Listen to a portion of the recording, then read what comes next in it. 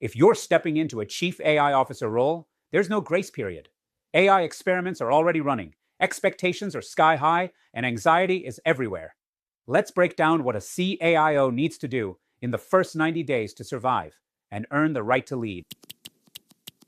Today, we are diving into one of the newest and, let's be honest, toughest jobs in the executive suite, the Chief AI Officer.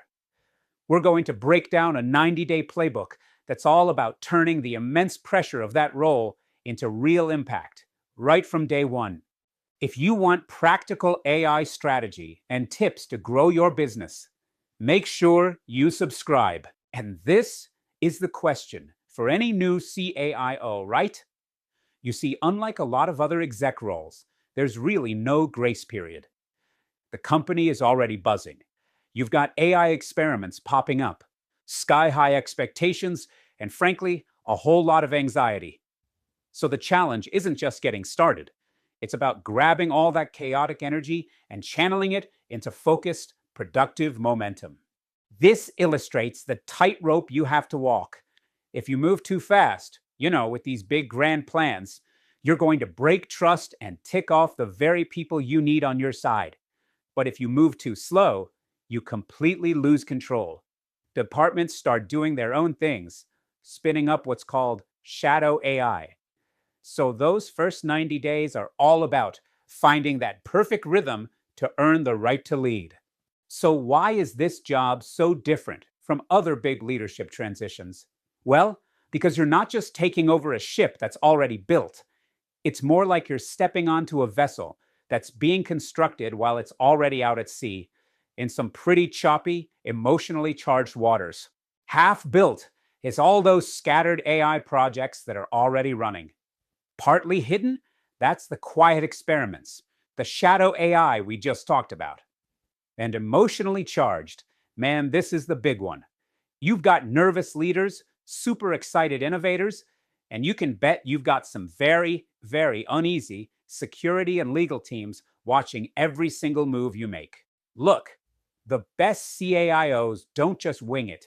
They follow this kind of disciplined three-phase playbook to methodically, step by step, create order out of that chaos. It's a really clear path from understanding to planning to actually proving it works. So let's break down each phase. Okay, phase one. This is all about gathering intelligence. The single biggest mistake a new CAIO can make is coming in hot, launching some flashy project way too early. No. The first 30 days are all about deliberate restraint. Your job isn't to have all the answers. Your job is to ask all the right questions. And that assessment happens across these three key dimensions. So for people, you're really just getting the vibe. Are folks curious and excited, or are they defensive and scared? For process, you're digging into the business reality, like what customer pressures are actually driving this need for AI. And for platforms, you're doing a real tech audit. What's actually being used, documented or not? Now, a huge part of this phase is a structured listening tour. And notice, the goal here is not to go to these departments and pitch them on the amazing future of AI. It's the exact opposite. It's to sit down, shut up, and understand their world, their real problems, their fears, and where the resistance is coming from. So, by the end of this first month, you're not meant to have some grand strategy cooked up. Not at all. You're just supposed to have a clear, honest, totally unvarnished picture of reality. That map of the current situation is the absolute foundation for everything else that's going to follow. Okay, on to phase two. You've got your map of reality. Now it's time to become the architect. This is where all that intelligence, all those insights, get turned into a practical, focused blueprint for the whole company. First step is defining the AI vision. But look really closely at this definition. It is not a fluffy, inspirational slogan. It's a super practical answer to one single powerful question. When you tie AI directly to the company's existing mission, you make it relevant and concrete. You make it not so scary. Think of this disciplined framework as your filter.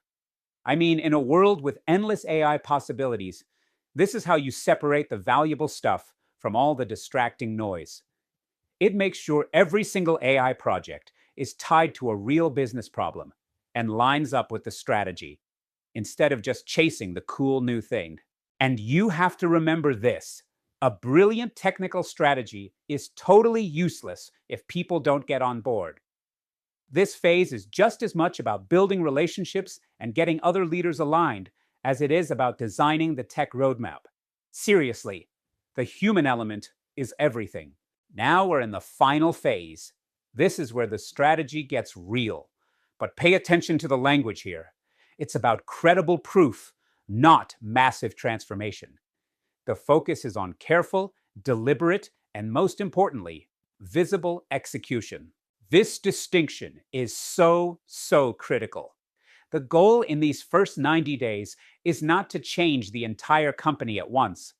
It's to show tangible value and build trust.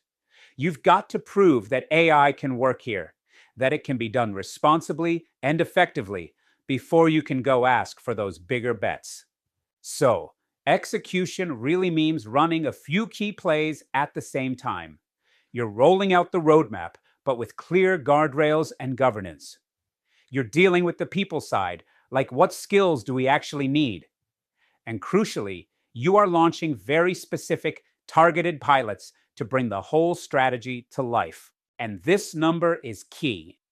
You are not launching dozens of pilots and just hoping something works. No, you're launching a select few, just 2 or 3, that are strategically chosen. Yeah, they need to show value quickly, but just as importantly, they're like learning vehicles for the whole organization. They prove that the process actually works. So, after 90 days of this intense, disciplined work, what have you actually achieved? The goal isn't to have perfect AI across the whole company. It's something way more valuable, way more foundational than that.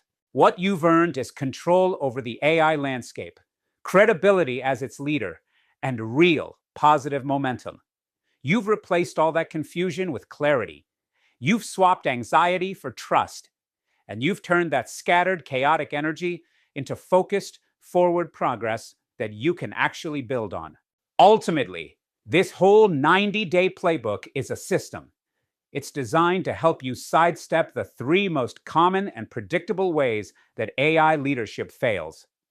It forces you to understand before you rush, to actually execute on your plans, and to innovate with the right guardrails in place from the very beginning. And this brings us to the most important takeaway of all. The success of a chief AI officer isn't about how grand their vision is on day 1. It's about how intelligent and disciplined their first moves are. These first 90 days are not about making grand speeches. They're about building a smart, solid foundation that in the end decides everything.